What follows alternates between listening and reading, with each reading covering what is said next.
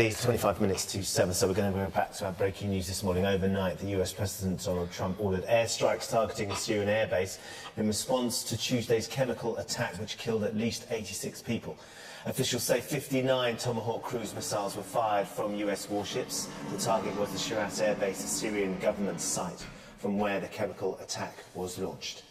President Trump has called on other civilized nations to join efforts to end the slaughter and bloodshed in Syria. Joining us now is former US Congressman Dennis Kucinich. Good morning to you. You've been with us on the programme this week. Were you surprised by the news overnight? The President's calling on all civilized nations to support this. Well, all civilized nations support international law, and what the President of the United States has done here is a violation of international law. He's committed aggressive war against another country. He has no right to do that under international law or under the Constitution of the United States for any reason whatsoever. It was interesting, I thought, in his statement when he said it is in this vital national security interest of the United States to prevent and deter the spread and use of deadly chemical weapons. That felt to me like a legal line put in there, perhaps for self-defense against criticism. Well, I've read Article 51 of the United Nations Charter. This is clearly outside of any realm of self-defense. Syria is not threatening the United States, has no intention or capability of attacking the United States. The United States military budget is $600 billion. Syria, if it's lucky, is $1 billion. So, Dennis, you know and have interviewed President Assad on a number of occasions. What's his reaction going to be to these airstrikes this morning? He is trying to, and I'm not speaking for him, but he is trying to save his country from fighters coming in from 90 different nations. Now think about it.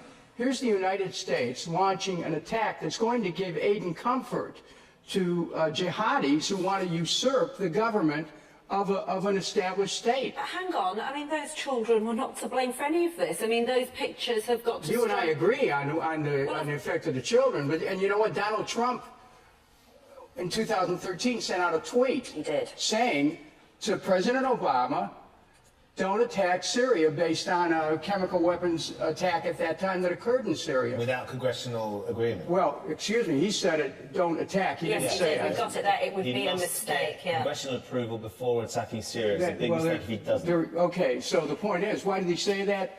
I brought a copy of the Constitution. I carry it with me in case the original one disappears in the States.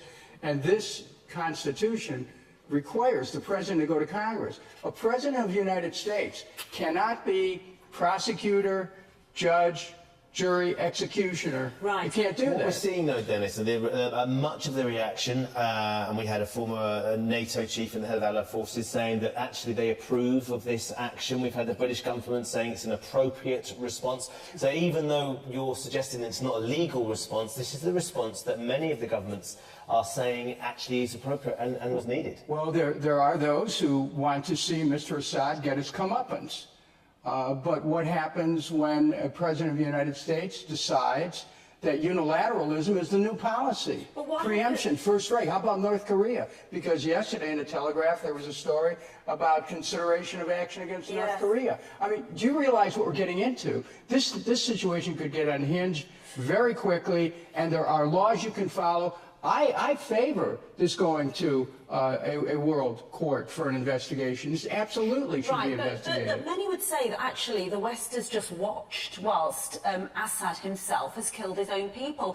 And if we believe the graphics that have come out, you know, of the strike coming from that airbase, the chemical weapons being dropped on a hospital where there are children, I mean, there is a lot of moral outrage against sitting back and letting Assad do that.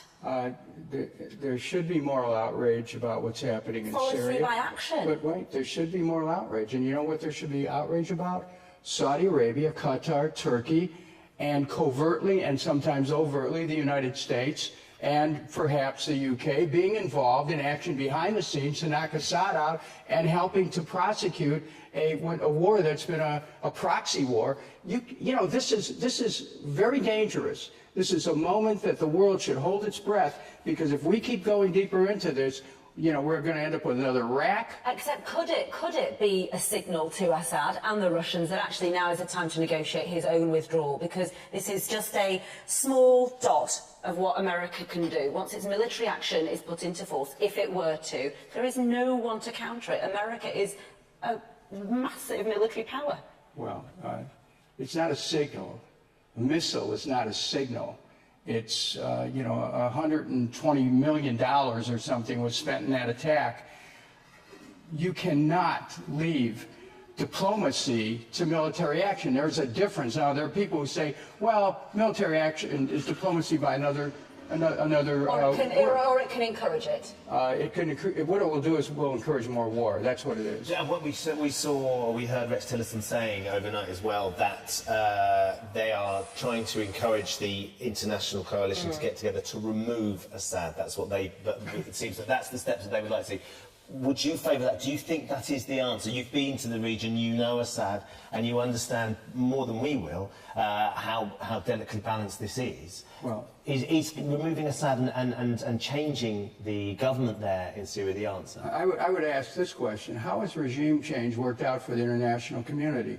How did it work out when the West dislodged Saddam Hussein? You still have Al-Qaeda we're dealing with and ISIS we're dealing with in Iraq. What happened when we dislodged Gaddafi?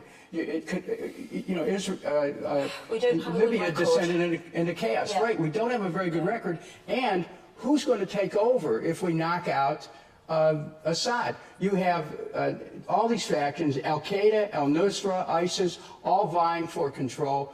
What are we opening the door for? It's one evil against another, isn't it? And we just stand by and wait? Well, one thing we don't do is if we see Pandora's box, we don't go open it up and say, oh, well, what do we have here? No, you have to be cautious, you have to be temperate, and our leader in the United States should do that, but unfortunately that's not what's happening. Cautious and temperate don't necessarily ring true with Donald Trump, do they, Dennis? So thank you for your perspective this morning. I know you're going to stay with us throughout this morning's show. It's good to have you, though, Dennis Kucinich, former US Congressman.